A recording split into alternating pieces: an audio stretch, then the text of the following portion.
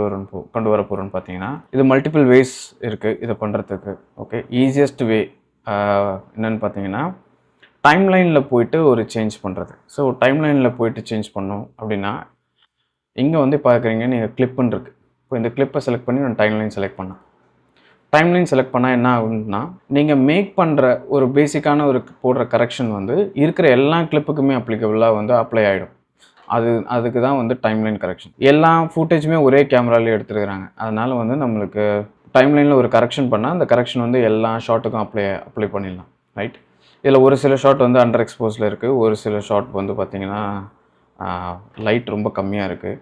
So அதெல்லாம் வந்து நம்ம ஃபர்தராக கிளிப் லெவலில் போய்ட்டு அட்ஜஸ்ட் பண்ணிக்கலாம். பட் பேசிக்காக எல்லா கிளிப்புக்கும் கன்சிஸ்டன்ட் கலர் ஒன்று கொண்டு வரணும் அப்படின்றதுக்காக இப்போ டைம்லைனில் வந்து ஒர்க் பண்ணுறோம். ஓகே, இது வந்து Blackmagic Rawவோட ஒர்க் ஃப்ளோ எப்படி இருக்குதுன்னு பார்க்க போகிறோம். ஸோ Blackmagic Rawவோட ஒர்க் ஃப்ளோ வந்து பேசிக்காக என்னோட